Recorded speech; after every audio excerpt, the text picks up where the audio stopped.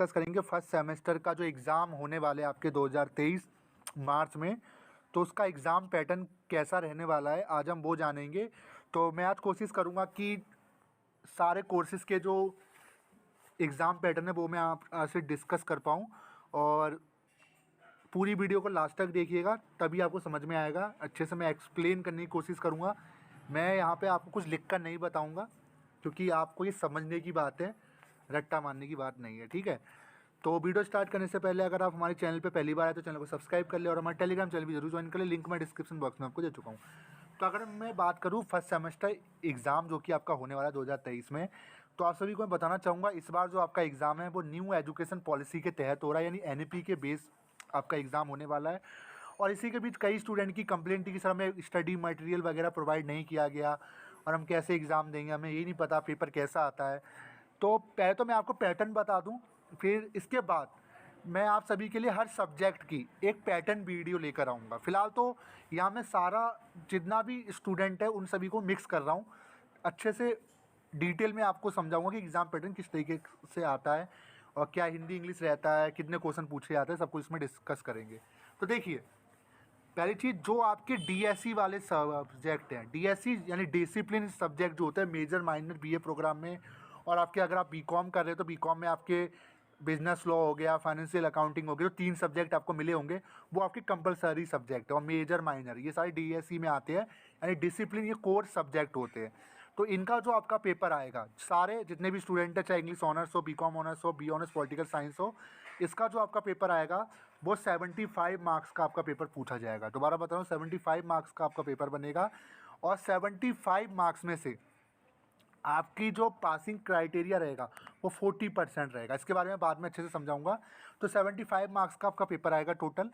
तो अगर मैं बात करूँ क्वेश्चंस की, तो देखिए, पहली चीज़, जब भी पेपर बनता है, जैसे आप मान लीजिए आपके यहाँ पॉलिटिकल साइंस है, तो पॉलिटिकल साइंस जैसे आपका पेपर है पॉलिटिकल साइंस का, तो पॉलिटिकल साइंस हो गया, हिस्ट्री हो गया, इकोनॉमिक्स हो गया, तो इसमें आपको टोटल 8 से 10 क्वेश्चन दिए रहते हैं। मतलब 8 से 10 क्वेश्चन आपको जो क्वेश्चन पेपर आपको मिलेगा, तो उस क्वेश्चन पेपर में आपको 8 से 10 क्वेश्चन रहेंगे, और क्वेश्चन पेपर के ऊपर मेंशन रहता है उसी क्वेश्चन पेपर के ऊपर कि इसमें से आपको 4 से 5 क्वेश्चन करने होते हैं।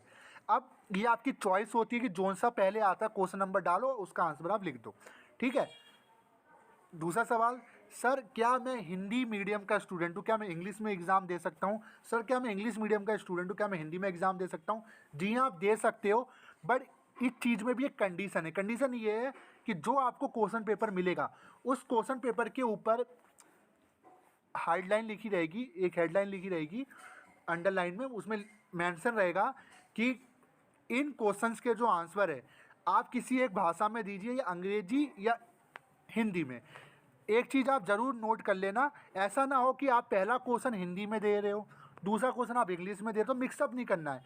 अगर मान लीजिए आप हिंदी मीडियम हो, इंग्लिश मीडियम, आप भूल जाइए अपना मीडियम, आपको अगर हिंदी मीडियम में देना है, अगर वहाँ मेंशन है कि हिंदी इंग्लिश दोनों में से किसी एक लैंग्वेज में दो, तो अगर आपको हिंदी में पसंद है तो हिंदी में दे दीजिए, अगर इंग्लिश में तो हिंदी में इंग्लिश में दे दीजिए, ठीक है। तो मीडियम का कोई मैटर नहीं है। बट एक चीज़ मैं आप सभी को बताना चाहूँगा, जैसे कोई पेपर इंग्लिश का है, जैसे इंग्लिश फ्लुएंसी आपका हो गया, जैसे कोई पेपर इंग्लिश का ही है, वो पेपर इंग्लिश डिपार्टमेंट का है, वो इंग्लिश वालों ने ही बनाया है, इंग्लिश के टीचर ने बनाया है, तो उसमें आप हिंदी में पेपर उसका नहीं दे सकते, ठीक है। तो इसमें अगर मैं बात करूँ, इसमें जैसे आपका कम्युनिकेशन फॉर एवरीडे लाइफ, ये एक आपका ऐसा पेपर है, ये आपका इंग्लिश में होगा, इंग्लिश फ्लुएंसी आपका इंग्लिश में होगा। और आपका फाइनेंस फॉर एवरीवन, इसके बारे में भी मैं कुछ कह नहीं सकता क्योंकि ये कॉमर्स डिपार्टमेंट का है, तो हो सकता है ये दोनों लैंग्वेज में हो, ठीक है, तो इसके बारे में कुछ कह नहीं सकता। बट ये 2-3 सब्जेक्ट ऐसे जो इंग्लिश में आपके रहेंगे, तो इनको आप हिंदी में नहीं दे सकते हो, ठीक है। तो ये चीज़ को आप नोट कर लेना। अब देखिए, अब जो BCom वाले स्टूडेंट है, BCom वालों को भी मैं बता दूँ, जो आपका जो पेपर आएगा, जैसे आपका बिजनेस लॉ हो गया, फाइनेंशियल अकाउंटिंग हो गया आपका, ठीक है, तो वो सारे पेपर में भी ऑप्शन होंगे। ऑप्शन ऐसे होंगे जैसे क्वेश्चन नंबर 1 में आपको एक क्वेश्चन दे रखा होगा, फिर दूसरा क्वेश्चन दे रखा होगा, तो दोनों में से एक करना होगा।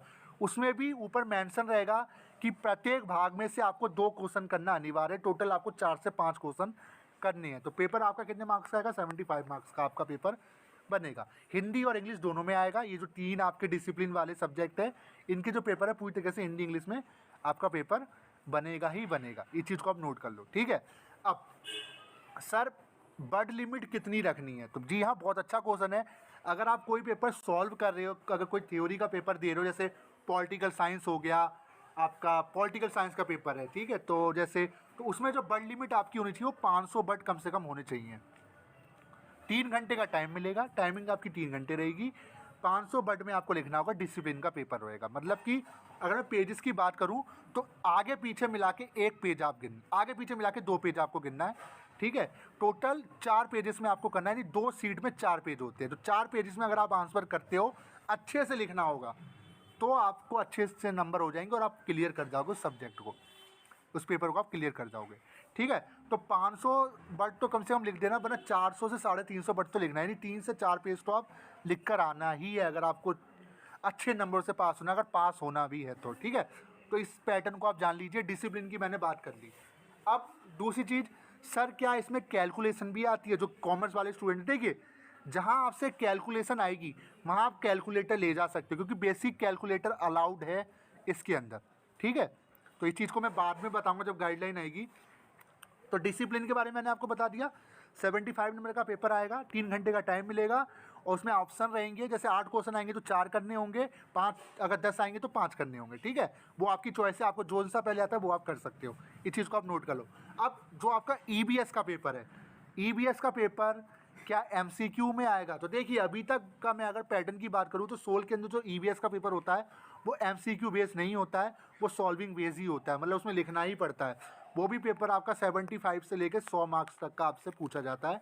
सेम वही है, उसमें भी ऑप्शन रहेंगे कि प्रत्येक भाग में से 2 करो, 3 करो या 4 क्वेश्चन करो टोटल में से, तो वही आपको सॉल्व करना होगा। हिंदी और इंग्लिश दोनों में ईवीएस का आपका पेपर रहने वाला है, ठीक है। इस चीज़ को आप नोट कर लो। अब जैनिक इलेक्टिव की अगर मैं बात करूँ, जैनिक इलेक्टिव के अंदर आपका हिंदी का पेपर है, एक आपका इंग्लिश का है, और ये बीए प्रोग्राम और बीकॉम की मैं बात कर रहा हूँ। और जो बीकॉम ऑनर्स के है और बी ऑनर्स पॉलिटिकल साइंस के और बीए इंग्लिश ऑनर्स के, तो उनमें कई सारे पेपर है आपके, इकोनॉमिक्स भी है, हिस्ट्री भी है जैनिक इलेक्टिव के अंदर। तो आप सभी का पेपर 75 मार्क्स का आएगा।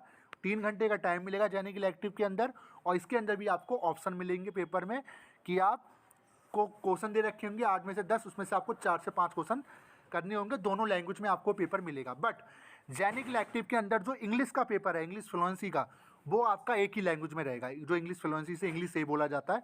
और जो हिंदी काखा गा है, वो जो पेपर है वो भी आपका ऐसे रहेगा, उसमें भी आपको ऑप्शन मिलेगा कि इसमें से आपको इतने करने, इतने करने, इतने करने, ठीक है। तो बाकी इनका जो सब्जेक्ट का जो पेपर है वो सेपरेट में अलग से वीडियोस लेकर आऊँगा उसके लिए। फिलहाल आप समझ जाइए पेपर किस तरीके से आएगा। स्कूल की आदत भुला दीजिए, अब आपको लिखना बहुत पड़ेगा, क्योंकि अगर आप थ्योरी का पेपर दे रहे हो तो लिखना काफ़ी पड़ेगा। 4 से 5 पेज आपको देने होंगे, आगे पीछे मिला के 1-2 पेज आपको गिनने हैं। तो लिखने की स्पीड बढ़ा लीजिए, ठीक है।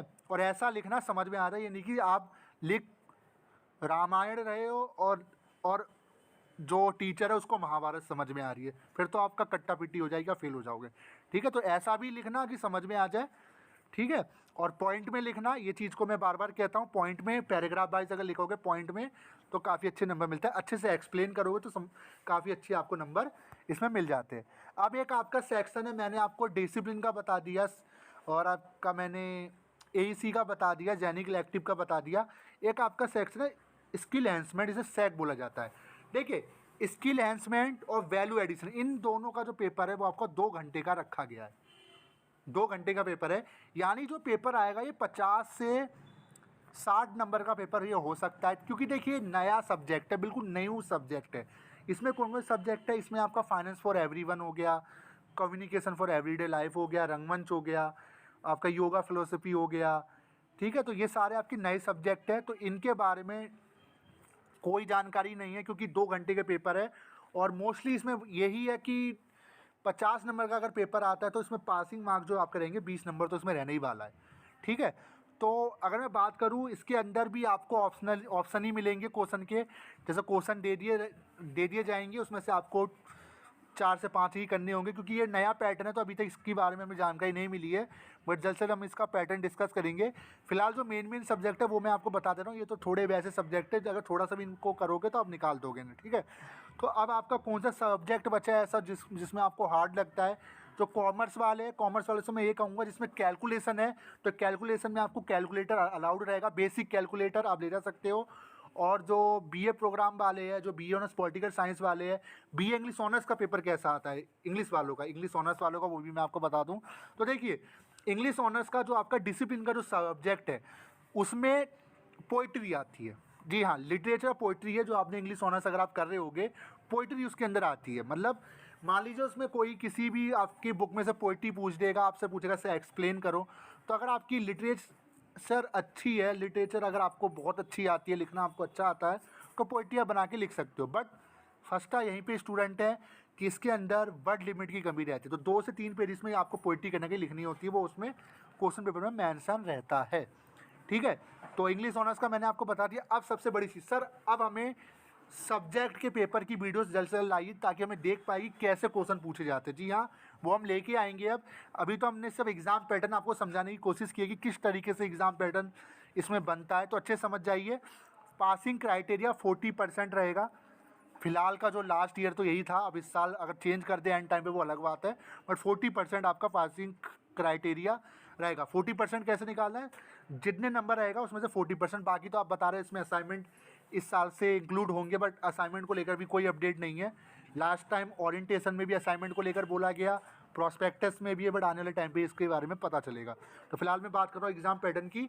तो अगर मैं बात करूँ तो कोशिश ये कीजिए कि आप रट्टा मत मारिए, आप उस चीज़ को समझिए। अगर आप किताब पढ़ रहे हो, कोई चैप्टर पढ़ रहे हो या कोई सब्जेक्ट पढ़ रहे हो, तो अगर आप उसका कंसेप्ट समझ जाओगे ना, तो आप 5 पेज नहीं, आप 10 पेज बना लोगे। ठीक है, तो एग्जामिनर को चाहिए कि स्टूडेंट अपने शब्दों में लिखे। ठीक है, तो और बाकी मैं तो आपसे यही कहूँगा, एग्ज़ाम पैटर्न को मैंने आपको सारा बता ही दिया है।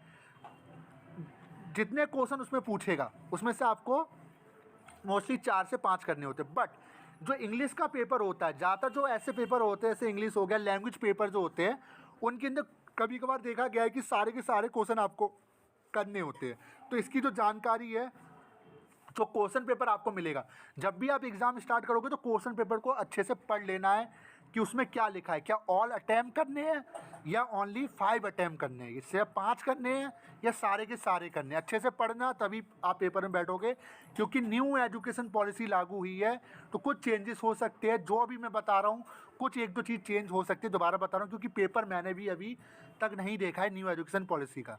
ठीक है, अभी तो बनाया जा रहा है। और बाकी मैं ये कहूँगा, जो डिसिप्लिन के जो सब्जेक्ट है, जो पिछले साल भी थे, उन सभी का जो क्वेश्चन पेपर है सब्जेक्ट वाइज, कोर्स वाइज मैं लेकर आऊँगा। जैसे पॉलिटिकल साइंस का पेपर कैसा आता है, बिजनेस लॉ का पेपर कैसा आता है बीकॉम वालों का, वो सारा मैं वीडियो लेकर आऊँगा। जो जो पेपर अवेलेबल है मेरे पास, सैम्पल पेपर, जिसको आप सैम्पल पेपर कह सकते हो, वो सीरीज़ हम जल्द स्टार्ट करेंगे और कुछ इंपॉर्टेंट क्वेश्चन भी हम आपसे डिस्कस करेंगे जितना हमसे हो पाएगा। तो ये थी आज की वीडियो। वीडियो कैसी लगी, वीडियो को लाइक कर दे, चैनल को सब्सक्राइब कर दे। Thank you so